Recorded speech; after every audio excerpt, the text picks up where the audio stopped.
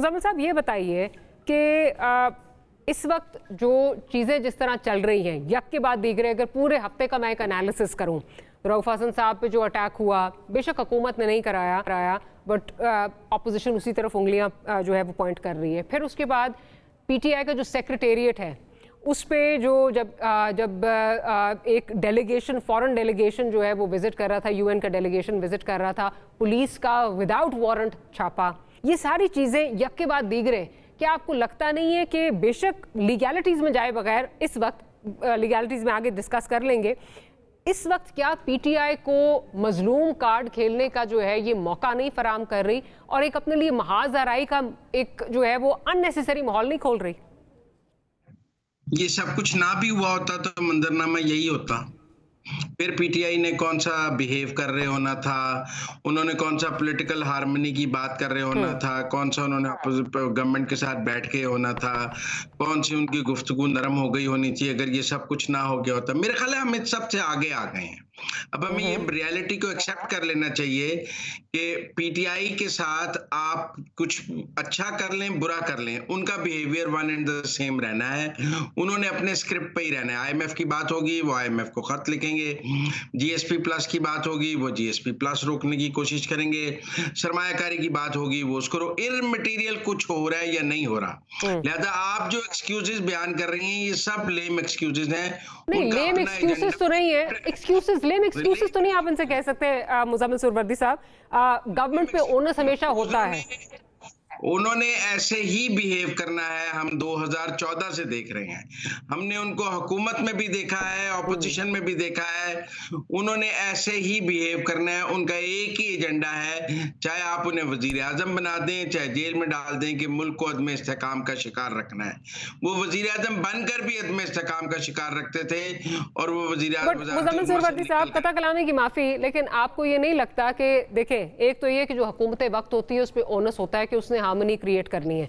बेशक ऑपोजिशन जो है इस वक्त उस मूड में नहीं नजर आ रही, अगर आप उस तरफ भी हम बात कर लें, बट हैविंग सेड दैट, अब अगर रऊफ हसन साहब पे अटैक होता है और वो उंगलियां जो है वो हुकूमत की कलूजन पे जो है वो पॉइंट कर रहे हैं और फिर उनको अपनी मर्जी की एफआईआर जो है वो कटवाने नहीं दी जाती, जो वो सप्लीमेंट्री एफआईआर कटवाना चाह रहे हैं वो नहीं कटवाने दी जाती, जो नामजद जिनको करना चाह रहे हैं नहीं उनकी बात सुनी जाती, तो ऑब्वियसली वो उस बात में वजन तो पड़ेगा ना। या पीटीआई जो मजलूमियत इस वक्त का कार्ड खेल रही है वो तो नजर आएगा, या फिर सेक्रेटेरिएट पे ठीक है इलीगल स्ट्रक्चर है आप उसको गिरा दें, कोई मसला नहीं है, लेकिन रात को 12 बजे के बाद वो कार्रवाई होना जैसे पता नहीं क्या कोई नागुजीर हो गई थी, मतलब ये सारी टाइमिंग हुकूमत भी तो बढ़ावा दे रही ना, वो इम्पेटस प्रोवाइड कर रही है इन चीजों को।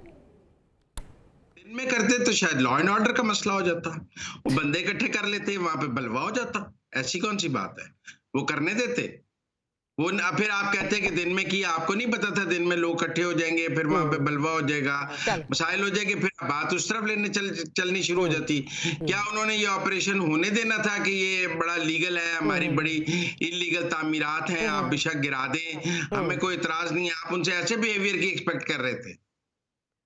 चले हम वैसे हुकूमत वक्त से तो कम से कम ये एक्सपेक्ट करते हैं कि जो सीडीए है वो दिन में कार्रवाई करे। हाँ, हमारी chief justice Lahore high court ने कहा है ताली दोनों हाथों से बजती है, इज्जत करेंगे तो इज्जत कराएंगे। हम तो बात बड़ी सिंपल है कि ताली दोनों हाथों से बजती है। मेरे ख्याल में हुकूमत की बस हो गई है, काफी उनको 2 महीने उन्होंने मैसेज दिया है कि सुलह का, पैगाम का, बात करने का, लेकिन एक चीज सेटल ही नहीं हो पा रही, तो फिर क्या किया जाए? अच्छा, मैं जरा ब्रिगेडियर साहब की तरफ चलती हूँ। ब्रिगेडियर साहब, क्या आप मुज़म्मिल साहब की बात से मुत्तफिक हैं कि हुकूमत का जो सब्र का पैमाना है वो लबरेज हो गया है और इसलिए अब इस किस्म के हथकंडों पे जो है वो हुकूमत आ गई है? I am sorry, I can't endorse this, again illegal structure है, उसको गिराएं आप, रात के अंधेरे में गिराना, यूएन की टीम विजिट कर रही है विदाउट आप वारंट जो है वो छापा मारने, एक कमरे में, दूसरे कमरे में, तीसरे कमरे में, रऊफ हसन साहब का मामला जो है दी एक्सपेंसिव रेपुटेशन, सारी चीजें एक के बाद एक। फिर जो उस सहाफियों वाला इशू है, चलें वो तो इस वक्त छोड़ ही दे, हुकूमत लगता है कि अपने लिए अननेसेसरी इस वक्त हर्डल्स क्रिएट कर रही है। एक तरफ आप माशी जो है वो इस्तेकाम की बात करते हैं, आप इकोनॉमिक हार्मनी की, इकोनॉमिक स्टेबिलिटी की बात करते हैं, वो ऐसे तो नहीं आएगी। देखिए डॉक्टर मारिया, बात यह कि हुकूमत की तरजीहात में नंबर 1 इज कि पॉलिटिकल स्टेबिलिटी और उसके साथ जो प्रोपोर्शनेट है वो है आपकी economic stability, economic revival. Government पूरी prime minister Pakistan, chief army staff, SIFC, everybody is working कि जितनी इन्वेस्टमेंट आ सके, और इन्वेस्टमेंट आने के लिए प्री कंडीशन है to have the secure environments, business friendly environments, so that you encourage the business community, for foreign business community to come, invest and feel comfortable and feel very very clear. तो इसके लिए ज़रूरत नहीं है. I feel कि PTI is doing definitely wrong things.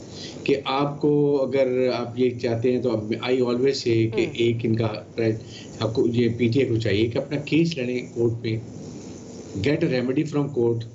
अगर बानी PTI बाहर आते हैं, देन आई थिंक जो एक डेमोक्रेटिक वे है कि आप इलेक्शन लड़ें, बाई इलेक्शन लड़ें, go to the parliament, sit as opposition leader and play positive role till thing improve whatever. और लेकिन कथा कलामी की माफी, जो इंसिडेंट्स इस पूरे हफ्ते में होते आए हैं, रऊफ हसन वाला, उसको कोई हम में से कंडोन नहीं कर सकता.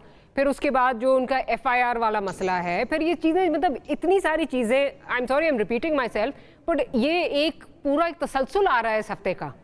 उसमें आप जो आप कह रहे हैं कि वो पॉलिटिकल स्टेबिलिटी आए, वो तो कभी भी नहीं आएगी. नहीं आएगी. तो इसलिए मैं कह रहा हूँ गवर्नमेंट की ये प्रायोरिटी है. आपको थोड़ी सी अगर स्पेस देने की जरूरत है जहाँ पर वो कंफर्टेबल हो, they should also stop talking about street धरने और स्ट्रीट मूवमेंट के लिए ख़त्म करें. और उसके बाद आपको जरूरत, अगर इसको रऊफ के साथ कोई इंसिडेंट हुआ, then get hold of those culprits. Islamabad is small place, give them उनकी तो मर्जी की FIR नहीं दर्ज हो रही, which is his right. So यही मैं बात कर रहा हूँ कि ये हुकूमत, देखिए अब आप इसमें बार बार ब्लेम कर दी, वो एस्टेब्लिशमेंट ने ये कर दी, द फेडरल गवर्नमेंट है. आप अभी your responsibility, blame will come on to you. आप अभी बात करते हैं इकोनॉमिक रिवाइवल की, उसके लिए you have to take certain ingredients हैं उसके, और उस पर कोई डाउट नहीं होना चाहिए. फिर उसकी लाइकवाइज अगर आपकी इसके जात को था, आई थिंक एक तो है कि गवर्नमेंट को चाहिए था कि इनको CDA को कि आप बताएं कि आपने कब नोटिस दिए, कितने नोटिस दिए, लास्ट वार्निंग कह रहे हैं 4 नोटिस दिए और आखिरी नोटिस जो है 10 मई को दिया. Although PTI is contradicting it, but वो ये कह रहे हैं, और अब ये मंडे को हेयरिंग भी होगी तो पता चलेगा. इन्होंने अपनी हेयरिंग तो नहीं, मंडे को केस फाइल कर रहे हैं, तो that remains to be seen. I think CDA को चाहिए जब आए नोटिस सारे लेकर आते, दिखाते तो उनके सेक्रेटरी जनरल को, उनके चेयरमैन को प्रॉब्लम रिजॉल्व हो जाती. And put the PTI back foot, बजाय उसको अग्रेसिव जाने के आप बताएंगे देखिए हमने लास्ट वार्निंग दी 10 मई को जी, अब हम किसी और भी करेंगे, आपको रिमूव करेंगे. सो ये CDA की भी गलती है. और अगर उनको मिले हैं तो then they should take preventive action. उनको चाहिए था PTI को जो इसके लिए स्टे ले लेते, कोई और तरीका निकाल लेते. दे बोथ पॉइंट आके कहीं ना कहीं क्लैश हो, और उसमें लेकिन अननेसेसरीली PTI को विक्टिम कार्ड, सिंपैथी वोट, इससे उनको पॉपुलेटिव इजाफा हो रहा है, व्हिच शुड नॉट डू. इनका काम है कि आप पॉलिटिकल स्टेबिलिटी लाएं, इकोनॉमिक रिवाइवल करें, अवाम में खुशहाली लाएं. लोग PTI की हुकूमत को जो दे विल नॉट हैप्पी 4 साल के लिए, तो वो भूल जाएंगे. Yes, people are doing so good. PTI ये गवर्नमेंट बहुत अच्छा कर रही है, और हमने रियली अब हमने इतना कुछ कर लिया है कि आप लोग समझेंगे yes we are happy, we don't want any disturbance, let 5 years be completed, then let's see what happens. So that is what should strategy of the government to go what is their mandate और जो वो करना चाहते हैं.